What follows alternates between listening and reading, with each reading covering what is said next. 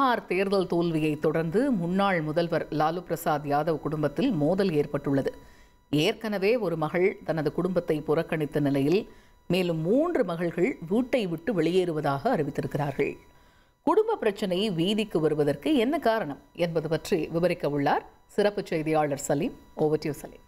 பீகாரை பொறுத்த வரைக்கும் 1990லிருந்து 2005 அந்த 15 ஆண்டு காலம் லாலுடைய கோட்டையாக இருந்தது. அதற்கு பிறகு 2005லிருந்து 2025 வரை நிதிஷ்குமாருடைய கோட்டையாக மாறியிருக்கிறது. நிதிஷ்குமாரோடு சேர்ந்து பாஜக பீகாரில் பயணிக்கிறது.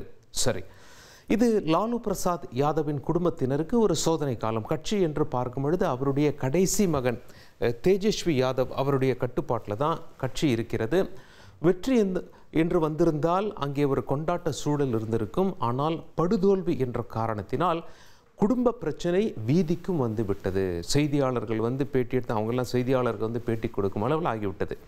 கடைசியாக லாலு என்ன சொல்லியிருக்கார் அப்படின்னா, கட்சியை பொறுத்தவரை கட்சிக்காரங்க பார்த்துக்கோங்க, குடும்பத்தை பொறுத்தவரை நான் பார்த்துக்கிறேன், எல்லாம் சரியாகும் அப்படின்னு சொல்லியிருந்தாலும் லாலு பிரசாத் யாதவ் அவருடைய மகள்கள் கொடுத்திருக்கக்கூடிய பேட்டி மிகப்பெரிய சர்ச்சையை ஏற்படுத்தி இருக்கிறது. சரி, என்ன நடக்கிறது லாலு பிரசாத் யாதவோட குடும்பத்தில் அப்படின்னு பார்ப்பதற்கு முதல்ல லாலு பிரசாத் யாதவ், ராப்ரி தேவி இருவருமே பீகாருடைய முன்னாள் முதலமைச்சர்கள். லாலு பிரசாத் யாதவ் அவருக்கு தற்பொழுது 77 வயசாகிறது. ராப்ரி தேவி அவர்களுக்கு 66 வயசாகிறது. 1973 இவங்க 2 பேருக்கும் திருமணம் நடந்தது. இவர்களுக்கு 9 குழந்தைகள், 7 மகள்கள், 2 மகன்கள். சரி, மூத்த குழந்தை யார் அப்படின்னு பார்ப்போம். அதாவது மிசா பாரதி. நீங்கள் பேர்லேயே பார்க்கலாம், என்னடா இது சட்டத்தின் பெயர் அவங்க பேரோடு சேர்த்து வச்சுருக்க மாதிரி தெரியுது. மிசா சட்டம் நமக்கு எல்லாருக்குமே தெரியும். Maintenance of internal security act எப்போ போடப்பட்டது? 1975லிருந்து 1977 வரை இந்தியாவில் எமர்ஜென்சி காலம்.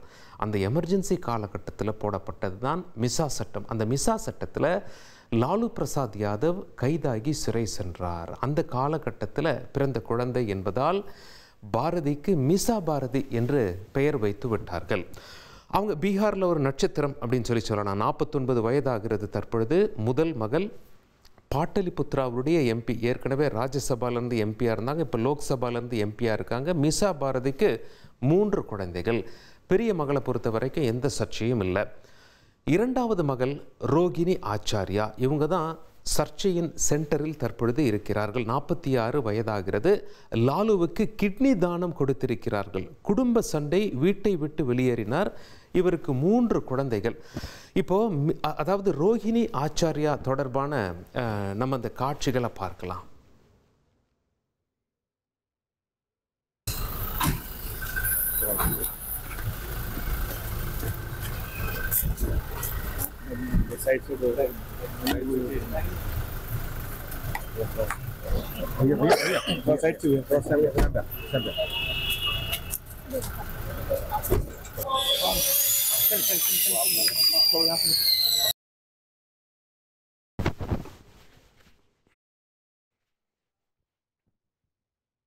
குடும்ப சண்டைக்கு பிறகு ஏர்போர்ட் வந்தவரை செய்தியாளர்களை சந்திக்க வந்த காட்சிகளை பார்த்தோம். அதுக்கு பிறகு ரோஹிணி ஆச்சாரியா அவங்களோட ட்வீட்லேயும் தகவல் கொடுத்துருக்காங்க.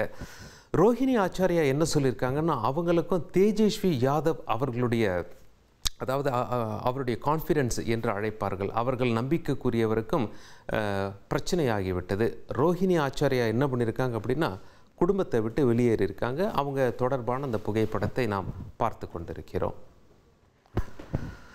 ரோஹிணி ஆச்சாரியை பொறுத்த வரைக்கும் அவங்க என்ன சொல்லிட்டாங்க அப்படின்னா, அதாவது லாலு பிரசாத் யாதவ் அவருடைய தந்தைக்கு கிட்னி கொடுத்தது அதுதான். இவங்க கடைசியில் இப்போ என்ன சொல்லிட்டாங்க, நான் கிட்னி கொடுத்ததை என்னோட கணவர்கிட்டையும் கேட்கல, என்னுடைய குழந்தைகள்கிட்டையும் கேட்கல, என்னுடைய மாமனார் மாமியார் அந்த இன்லாஸ்கிட்டையும் கேட்கல, என்னுடைய கணவருடைய உறவினர்கள்கிட்டையும் நான் கேட்கல.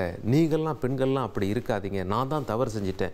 இவ்வளவும் செஞ்சுட்டு என்னுடைய குடும்பத்தில் என்னை அடிப்பதற்காக செருப்பை உயர்த்தி விட்டார்கள். என்னுடைய தாய் தந்தை லாலுவும் ராப்ரி தேவியும் கண்ணீர் வடிக்கிறார்கள் அப்படின்னு சொல்லி அவர் தேஜஸ்வி யாதவ் சம்பந்தப்பட்டவர்களை குறை சொல்லிவிட்டார். இது வீதிக்கு வந்து விட்டது இந்த பிரச்சனை. அது மட்டும் இல்லை, நான் கொடுத்தது அழுக்கு கிட்னி அப்படின்னு சொல்லி என்ன திட்டினாங்க.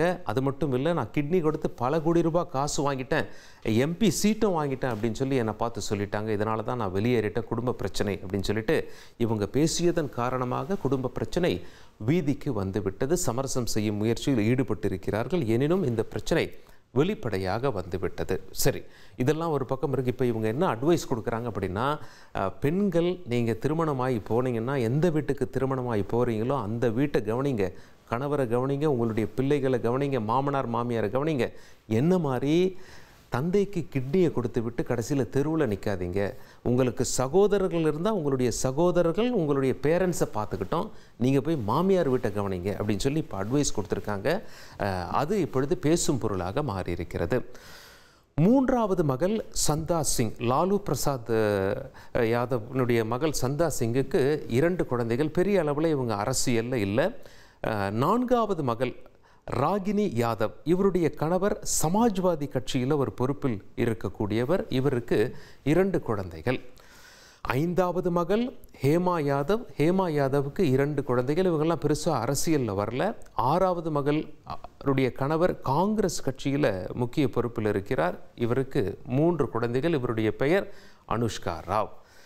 7வது மகள், இவருடைய கணவர் சமாஜ்வாதி கட்சியில் இருக்கிறார், ராஜ் லக்ஷ்மி 7வது மகளின் பெயர். இவங்களுக்கு 2 குழந்தைகள்.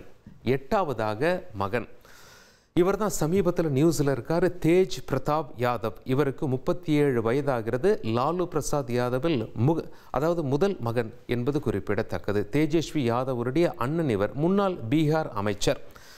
பல சர்ச்சைகளில் சிக்கினார். அதில் 2 சர்ச்சை சொல்லணும் அப்படின்னா, தன்னுடைய செக்யூரிட்டி போலீஸ் ஆஃபீஸர் என்ன சொல்லியிருக்கார், ஒரு பாட்டு போட்டுட்டு நீ டான்ஸ் ஆடியே ஆகணும், டான்ஸ் ஆடலைன்னா சஸ்பெண்ட் பண்ணிவிடுவேன் அப்படின்னு சொன்ன வீடியோ வெளியே லீக் ஆகிடுச்சு. எதிர்கட்சிகள்லாம் கிளம்பி வந்துட்டாங்க. பார்த்தீங்களா ஜங்கிள் ராஜ், காட்டாட்சி என்பது இதுதான், போலீஸ்காரன் நடமாட சொல்கிறாரு, டான்ஸ் ஆடலைன்னா சஸ்பெண்ட் பண்ணிவிடுவேன் அப்படின்னு சொல்கிறாருன்னு சொல்லி பெருசாக கிளம்பிச்சு. 2வது சர்ச்சை அவராலேயே கிளம்பிச்சு. என்ன அப்படின்னா, அவருடைய மனைவி பெயர் ஐஸ்வர்யா ராய்.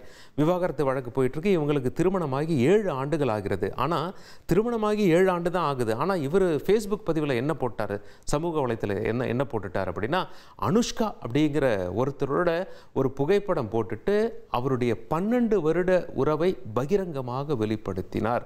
அதாவது சினிமாவோடு இந்த பெயர்களை நீங்கள் ஒப்பிட்டுக்கொள்ள வேண்டாம், இது வந்து பீகார் சம்மந்தப்பட்டது. அனுஷ்காவுடன் 12 வருட உறவை அவர் பகிரங்கப்படுத்தினார். அப்போ எல்லாருக்கும் மக்களுக்கு என்ன சந்தேகம் வந்துச்சு, திருமணமாகி 7 ஆண்டுகள் தான் ஆச்சு, வேறொரு பெண்ணோடு நீங்கள் உறவில் இருக்கிறத 12 வருஷம் அப்படின்னு சொல்லி போடுறீங்க, என்னங்க நடக்குது குடும்பத்தில் அப்படின்னு சொல்லி பப்ளிக்கில் பேச ஆரம்பிச்சிட்டாங்க. லாலு பிரசாத் யாதவ் இவரை கட்சியை விட்டும் நீக்கிவிட்டார், குடும்பத்தை விட்டும் நீக்கிவிட்டார். இவர் போய் தனியாக கட்சியை ஆரம்பித்து இவர் தனியாக தேர்தலை ஃபேஸ் பண்ணி சமீபத்திய தேர்தலில் தோல்வி அடைந்து விட்டார். அது மட்டும் இல்லை, ஒரு யூடியூப் சேனல் ஆரம்பித்து ரன் பண்ணிட்டு இருக்கார். அந்த யூடியூப் சேனலுக்கு 1 லட்சம் சப்ஸ்கிரைபர் வந்த பிறகு பீகாருடைய தலைநகர் பாட்னாவில் பெரிய கட் அவுட்லாம் வச்சு, பார்த்தீங்களா எனக்கு 1 லட்சம் சப்ஸ்கிரைபர் இருக்காங்க, மேற்கொண்டு என்னுடைய சேனலை சப்ஸ்கிரைப் பண்ணுங்க அப்படின்னு சொல்லிட்டு அவர் அந்த ரூட் எடுத்திருக்கிறார். கடைசி மகன் லாலு பிரசாத் யாதவ் அவர்களுக்கு தேஜஸ்வி யாதவ். இப்போது கட்சியினுடைய முழு கட்டுப்பாடு, ராஷ்ட்ரிய ஜனதா தளமே இவருடைய கட்டுப்பாட்டில் தான் இயங்குகிறது. இவரை முதலமைச்சர் வேட்பாளராக முன்னிறுத்தி தான் காங்கிரஸ் கட்சியும் இவர்களோடு இணைந்து தேர்தலை சந்தித்தது. ஆனால் அங்கே படுதோல்வி அடைந்திருக்கிறார்கள். இதன் காரணமாக குடும்பத்தில் உள்ள பிரச்சனையும் வீதிக்கு வந்துவிட்டது. இவர் முன்னாள் கிரிக்கெட் ஆட்டக்காரர். அது மட்டும் இல்லை, முன்னாள் துணை முதலமைச்சர் பீகாருக்கு. இவருக்கு 2 குழந்தைகள். சமீபத்தில் லாலுடைய மகள் இவருடைய நெருங்கிய ஆட்களை இவங்களால தான் குடும்பத்தில் பிரச்சனை அப்படின்னு சொல்லி சுட்டி காட்டியிருப்பது பிரச்சனையை பூதாகரமாக்கி இருக்கிறது. பீகார் அரசியல் ஒரு பக்கம் படு சுவாரஸ்யமாக இருக்கும். அதே நேரத்தில் லாலு பிரசாதுடைய குடும்பத்தில் இவ்வளவு பிரச்சனைகளா என்பதும் பீகாரில் பேசும் பொருளாக மாறியிருக்கிறது. விரிவான விவரங்களுக்கு நன்றி சலீம்.